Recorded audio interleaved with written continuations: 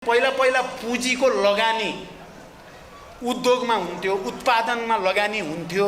यो धितोपत्र बोर्ड, सट्टा बजार, IMF, वर्ल्ड बैंक,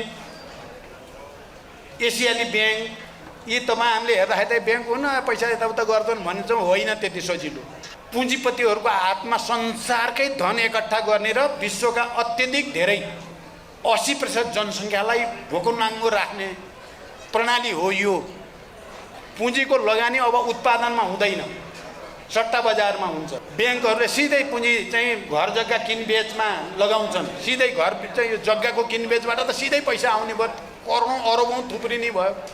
यो इन्टरनेटको विकासलाई, डिजिटलाइजेसनलाई, ग्लोबलाइजेसन र डिजिटलाइजेसनलाई उनीहरूले नाफा कमाउनको लागि अब अर्को ढङ्गले गर्न थाले। तपाईँ हेर्नुभयो भने पुँजीपतिहरूले ल अब कम्युनिजमको युग सिद्धियो, पुँजीवाद अब चाहिँ सार्वभौम, कसैले पुँजीवादलाई छुन सक्दैन। अब पुँजीवादको विश्वव्यापी विजय भइसक्यो, विचारको मृत्यु भयो। अब त बजार, सब चिज बजारै हो, सबै चिज पुँजी नै हो भनेर हल्ला गरे होइन 90 को दशकपछि तपाईँ हामीले सुने हो नि। अब म लास्टमा आएँ, यो प्रक्रियाको मैले लास्ट पोइन्ट भनेर म यसलाई टुङ्ग्याउन चाहन्छु। कमेडीहरू सबैले यो छलफल र अध्ययन गर्नको लागि प्रस्तुत गरे हो। यो मैले कुनै निर्णय सुनाएको होइन, मैले बुझ्नु होला। अब अहिले कहाँ आयो त? अब एकाधिकार पुँजीवाद या संशोधनवाद समेत पनि त्यहाँ जोडिएर त्यो कहाँ गयो त भन्दा चाहिँ त्यो वित्तीय एकाधिकार पुँजीवादमा, भूमण्डलीकृत वित्तीय एकाधिकार पुँजीवादमा गयो। यो भूमण्डलीकृत वित्तीय एकाधिकार पुँजीवाद चाहिँ न लेनिनले न माओले नै राम्रोसँग देख्न, अध्ययन गर्न, विश्लेषण गर्न पाउनु भयो। त्यो जिम्मा हाम्रो काँधमा आयो। अहिलेका 21औं शताब्दीका कम्युनिस्टहरू, मार्क्सवादीहरू या बुद्धिजीवीहरू, क्रान्तिकारीहरूको जिम्मामा यो वित्तीय एकाधिकार पुँजीवाद भनेको के हो, यसको चरित्र कस्तो हुन्छ, यसलाई परास्त कसरी गर्ने हो भन्ने जिम्मा चाहिँ तपाईँ हाम्रो काँधमा छ।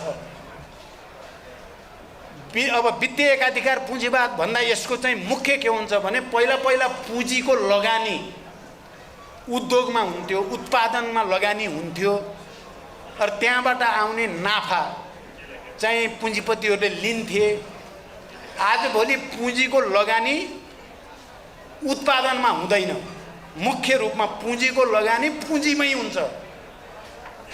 पुँजीको लगानी पुँजीमा हुने वित्तीय पुँजीवादको मुख्य विशेषता त्यो भएर देखा पर्यो। अहिले तपाईँ हेर्नुभयो भने यो धितोपत्र बोर्ड, सट्टा बजार, IMF, वर्ल्ड बैंक, एसियाली बैंक, यी तपाईँ हामीले हेर्दाखेरि त बैंक हुन पैसा यताउता गर्छन् भन्छौँ, होइन त्यति सजिलो। यो साम्राज्यवादका विकसित रूपहरू हुन्।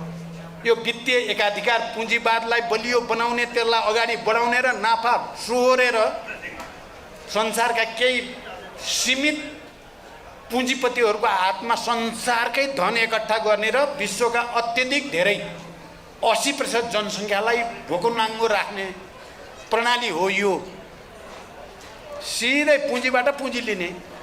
पुँजीको लगानी अब उत्पादनमा हुँदैन, सट्टा बजारमा हुन्छ, धितोपत्र बोर्ड के अरे धितोपत्रमा हुन्छ। बैंकहरूले सिधै पुँजी चाहिँ घर जग्गा किनबेचमा लगाउँछन्। सिधै घर चाहिँ यो जग्गाको किनबेचबाट त सिधै पैसा आउने भयो, करोडौं अरबौं थुप्रिने भयो। विश्वभरि नै यस्तोमा पुँजी लगानी हुन थाल्यो। त्यसो हुँदाखेरि मजदुरहरू चाहिँ अब कटौती हुँदै जान थाल्यो। एउटा पक्ष। त्यसकारण यसको विश्लेषण गरेर योसँग लड्ने तरिका खोज्नु छ हामीले।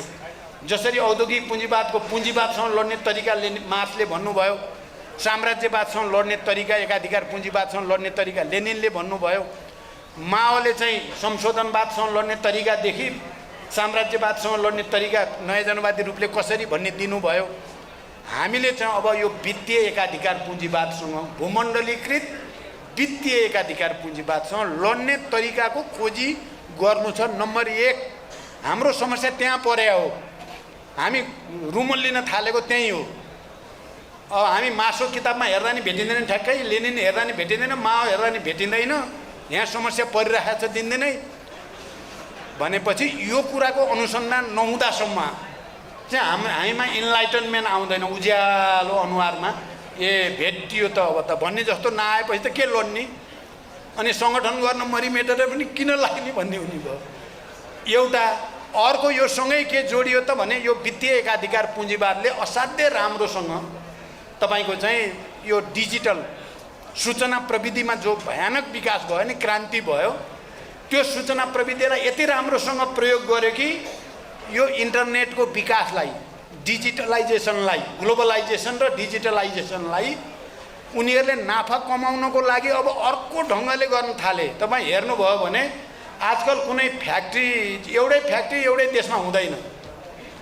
एउटा पार्ट यो देशमा, अर्को पार्ट त्यो देशमा, यो एउटा पार्ट यो ठाउँमा जम्मा गर्ने, अर्को ठाउँमा बजार, अर्को ठाउँमा लाने चलन छ। पक्डिनै गाह्रो।